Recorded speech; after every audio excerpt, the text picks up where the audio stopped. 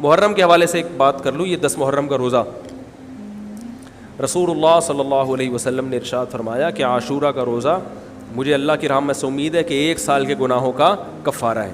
تو بڑی فضیلت ہے. رمضان کے بعد سب سے زیادہ فضیلت عاشورہ کے روزے کی ہے, 10 محرم کا روزہ. سمجھ رہے ہیں؟ محرم میں ہمیں شریعت نے کیا کرنے کا حکم دیا ہے, اسلام کیا کہتا ہے؟ پہلی بات, اسلام یہ کہتا ہے کہ محرم میں روزے رکھنا دوسرے مہینوں کی نسبت زیادہ ثواب ہے. رمضان کے بعد تو زیادہ سے زیادہ روزے رکھیں, اور اسپیشلی 10 محرم کا روزہ 1 سال کے گناہوں کا کفارہ ہے, یہ اور زیادہ ثواب ہے. پورے محرم نہیں رکھے جاتے تو کیا کرنا ہے, 10 محرم کا رکھنا ہے. حدیث میں آتا ہے کہ آپ نے حکم دیا 2 روزے ملا کے رکھو, کیونکہ یہودی جو تھے وہ 1 روزہ رکھتے تھے, صحیح ہے نا. تو یہودیوں سے مشابہت سے بچنے کے لیے ہمیں حکم دیا کہ اس کے ساتھ ایک اور روزہ ملائیں. تو علماء یہ کہتے ہیں کہ آج کل یہودی 10 محرم کا روزہ نہیں رکھتے, تو اب مشابہت ختم ہو گئی ہے.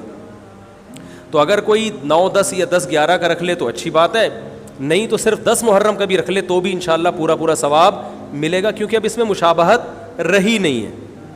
سمجھ رہے ہیں کہ نہیں سمجھ رہے؟ یہ کرنے کا کام ہے. دوسرا کام, محرم میں گناہ دوسرے مہینوں کی نسبت زیادہ, اس کی قباحت زیادہ بڑھ جاتی ہے, کیونکہ 4 مہینے محترم ہیں, شوال, ذیقعد, ذیقعدہ, ذی الحجہ, محرم اور رجب. یہ 4 مہینے جو ہیں اسلام میں اشہر حرم کہلاتے ہیں. قرآن کہہ رہا ہے فلا تظلموا فیہن انفسکم, ان میں اپنی جانوں پہ ظلم مت کرو. یہ ماتم کرنا بھی تو ظلم ہے نا اپنی جان پہ. تو اللہ نے فرمایا ان 4 مہینوں میں اپنی جان پہ ظلم مت کرو.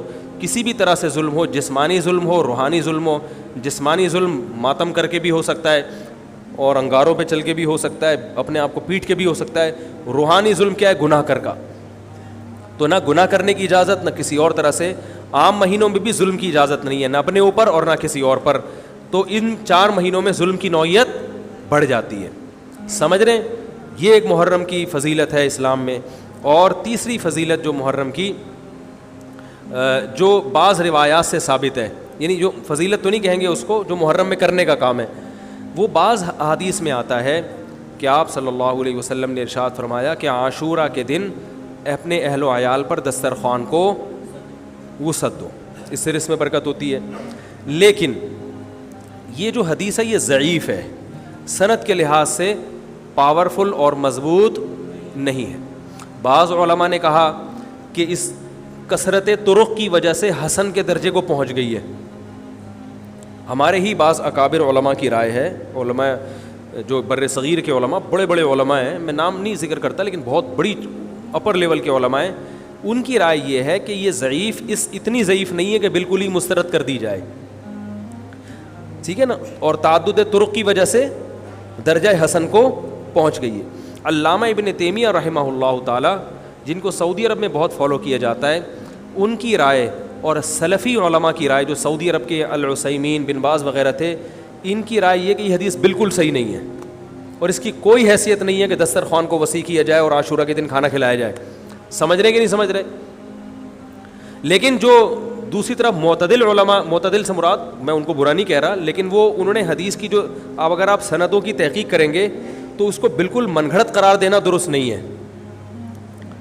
اگر سندوں کی تحقیق کریں گے تو ایسا معلوم ہوتا ہے کہ علامہ ابن تیمیہ رحمہ اللہ تعالی, جو ہمارے لیے قابل احترام ہے, انہوں نے اس حدیث کو رد کرنے میں تھوڑا مبالغہ سے کام لیا, غلو کیا ہے. ایسا نہیں ہے کہ بالکل ہی اس کی کوئی ویلیو نہیں ہے. تو ضعیف روایتیں ہیں لیکن کثرت طرق کی وجہ سے درجہ حسن کو پہنچ گئی ہیں. سمجھ رہے کہ نہیں سمجھ رہے؟ اس وجہ سے بعض علماء کی رائے, بلکہ اکثر, بلکہ جمہور کی رائے یہی ہے کہ محرم میں اگر کوئی اپنے بچوں کو جمع کر کے اچھا کھانا کھلا دیتا ہے 10 محرم کو, اور یہ حلیم شاید یہیں سے نکلا ہے, میں شاید یہیں سے نکلا ہے کہ یوں وہ اچھا کھانا ہو جائے گا, تو وہ کہتے ہیں کوئی حرج نہیں ہے. لیکن ایک بات جو دوسرے علماء کہتے ہیں, جو میری بھی سمجھ میں آتا ہے, بلکہ میں نے پہلے کہیں پڑھا تو نہیں, میرا دماغ اس طرف گیا, لیکن اس کی تائید میں علماء کے فتاویٰ مل گئے. دیکھو, اگر کوئی حدیث ضعیف ہو یا حسن ہو, تو صرف حسن ہونا کافی نہیں ہے، یہ دیکھا جائے گا کہ یہ دوسری صحیح حدیثوں سے ٹکرا تو نہیں رہی ہے. یہ بھی ایک فقہ کا اصول ہے کہ اگر ایک کمزور چیز ہے لیکن وہ طاقتور دلیل سے ٹکرا رہی ہے تو پھر اس کمزور چیز کو بالکل رد کیا جائے گا. تو عاشورہ کے دن روزہ رکھنے کا حکم ہے، یہ بالکل بخاری مسلم کی صحیح حدیث سے ثابت ہے. اور جو کھانا کھلانے والی روایت ہے وہ اس ٹکر کی نہیں، اس کو تو ابن تیمیہ جیسے محقق نے بالکل ہی کالعدم قرار دے دیا، بعض عرب علماء نے بھی بالکل کالعدم قرار دے دیا، اگرچہ ہماری رائے ہے کہ بالکل کالعدم نہیں ہے، لیکن بہرحال اس میں محدثین کا بڑا اختلاف ہوا ہے. جبکہ روزہ رکھنے والی جو روایات ہیں وہ بالکل بے غبار ہیں، ان کو سب صحیح مانتے ہیں. تو کھانا کھلانا اور روزہ جمع بولو بھائی نہیں ہو سکتا، اس لیے کہ اگر وہ روزے کا دن ہے تو کھانے کا دن نہیں ہے، کھانے کا دن ہے تو روزے کا نہیں. ابن تیمیہ رحمہ اللہ تعالیٰ کی رائے یہ ہے کہ بعض لوگوں نے شیعہ کی مخالفت میں غلو کیا ہے. شیعہ نے اس دن کو چونکہ منحوس بنا دیا 10 محرم کو، تو انہوں نے مخالفت میں اس دن کو ایک سیلیبریٹ کرنے کے لیے نا کھانا کھلانے کا حکم دے دیا کہ ہم منحوس نہیں سمجھتے بلکہ اس کا کیا کریں گے اپوزٹ، کہ کھاؤ اور کھلاؤ. تو انہوں نے کہا یہ بھی غلو ہوا ہے دوسری طرف. بھائی منحوس نہیں ہے، مبارک ہے ہماری نظر میں، لیکن اتنا مبارک کہ اس میں کھانا کھلانا اور یعنی عید والا عنصر کھانا کھلانا تو عید کے دن ہوتا ہے نا، تو عید نہیں ہے بہرحال. تو یہ بھی بڑی جاندار بات، اگرچہ یہ عقلی دلیل ہے مگر یہ ایسی نہیں ہے کہ بالکل اس کو کالعدم قرار دے دیا جائے. تو اب علماء نے دونوں حدیثوں کو تطبیق کی کوشش کی علماء نے کہ بھئی کھانا بھی کھلاؤ اور روزہ بھی رکھو، افطاری میں کھلا دو، سحری اور افطاری میں. تو بات یہ ہے کہ افطاری میں اگر آپ کھلائیں گے تو وہ 11 محرم شروع ہو چکی ہوگی، وہ 10 محرم بولو بھائی نہیں رہے گی. دوسرا سحری میں جو کھلانے کا مسئلہ ہے نا، سحری میں تو سحری میں جب ہم کوئی کہتے ہیں نا فلاں دن یہ کام کرنا ہے فلاں دن، تو اس سے لغت میں جو ذہن میں متبادر ہوتا ہے نا وہ دن کا وقت ہے، وہ 3:30 پونے 4 کا وقت نہیں ہوتا. یہی وجہ ہے کہ جو لوگ اس حدیث پر عمل کرتے ہیں عاشورہ والی، وہ دن میں کھانا کھلاتے ہیں، دوپہر کے ٹائم لنچ کرتے ہیں. وہ افطاری میں تو ویسے ہی دسترخوان وسیع ہوتا ہے بھوک کی وجہ سے. ارے بابا وہ تو ویسے ہی بچوں کو جب روزہ رکھا ہوا ہے تو اچھا کھلاؤ، سحری اچھی کراؤ، اور افطاری وہ تو ویسے ہی بھوک کی وجہ سے. رمضان میں دیکھو نا کیسے کھلے دسترخوان ہوتے ہیں. تو میں نے بڑی کوشش کی دونوں حدیثوں کو جمع کریں، لیکن تکلف کے بغیر یہ ممکن نہیں ہے. تو فقہ کا ایک اصول ہے کہ جب کوئی بے غبار صحیح حدیث ہوتی ہے اور اس سے ایک اصول ثابت ہو رہا ہے تو اس کے مقابلے میں اگر کمزور روایت آئے گی جو اس سے ٹکرا رہی ہوگی تو اس کمزور روایت کو، اگرچہ وہ موضوع من گھڑت نہیں ہے لیکن اس کمزور کو اس صحیح حدیث کی مخالفت کی وجہ سے بولو بھائی رد کر دیا جائے. اس لیے میرا نالائق کا موقف یہ ہے، میں بہت نالائق ہوں، میں اتنی بڑی بڑی باتیں کرتا نہیں ہوں، لیکن ساڑی عقلچ یہ چیز آندھی نہیں ہے کہ بھائی جو روزے کا دن ہے وہ بھوکے پیاسے رہنے کا دن ہے، وہ کھانے کھلانے کا نہیں ہے. افطاری میں تو ویسے ہی کھاؤ بھی کھلاؤ بھی. تو اور اس کا نقصان یہ بھی ہوتا ہے کہ لوگوں نے اس کھانا کھلانے کے چکر میں روزے چھوڑ دیے ہیں. سمجھ رہے ہیں، جب حلیم پکے گا تو کون روزہ رکھے گا بھائی؟ ساری رات گھوٹا لگے گا حلیم کا کہ کل دسترخوان وسیع کرنا ہے، تو پھر روزہ گیا، وہ تو تیل لینے گیا، روزہ کون رکھے گا روزہ؟ تو وہ حدیث صحیح حدیث کی بالکل اس میں ٹائٹ قسم کی مخالفت ہو رہی ہے. ٹھیک ہے نا؟ تو نالائق کی رائے، پھر بھی اگر کوئی دوسرے علماء کی رائے کو فالو کرتا ہے تو وہ کھائے بھی کھلائے بھی.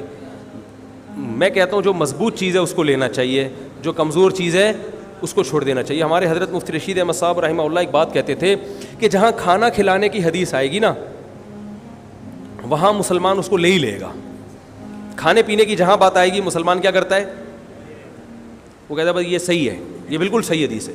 ٹھیک ہے نا؟ وہ کیا کرتا ہے؟ جن علماء کی تحقیق ہے وہ تو تحقیق سے کہہ رہے ہیں، لیکن عام پبلک کی عادت یہ ہوتی ہے کہ فتویٰ بھی اسی کا فالو کریں گے جہاں کھلانے کا تذکرہ آ رہا. تو اب ہمارے کہتے جہاں کھانا کھلانے کی بات آئی مسلمان کہتا ہے بس یہ بالکل صحیح بخاری کی طرز پر، یہ بخاری کی شرط پر یہ حدیث. تو بھائی بھوکا رہنا عبادت ہے، بھوکا رہنا سنت ہے. بچوں کو تو ویسے ہی کھلاؤ عاشورہ ہو یا نہیں ہو، اور سحری افطاری کرا دو اچھی سی، روزہ رکھواؤ. اور جو بالکل چھوٹے بچے ہیں وہ تو ویسے ہی کھاتے ہیں. تو اس لیے، اور پھر اس کا نقصان کیا ہو رہا ہے؟ حلیم کے گھوٹے لگ رہے ہیں پوری پوری رات بیٹھ کے. اس کے الگ نقصانات ہیں، سبیلیں لگ رہی ہیں. حضرت حسین رضی اللہ تعالیٰ عنہ تو کربلا میں شدید گرمی میں بھوکے اور پیاسے اپنی جان دیتے ہیں اور یہاں ہم کیا کر رہے ہیں, کھانا کھا رہے ہیں, اب دیگیں پکا رہے ہیں, شربت پی رہے ہیں. تو یہ بات عقل میں آنے والی نہیں ہے. اور عاشورہ کے دن کی مناسبت سے روزہ ہی ہے, وہ روزہ رکھنے کا دن ہے. اللہ تعالیٰ عمل کی توفیق عطا فرمائے.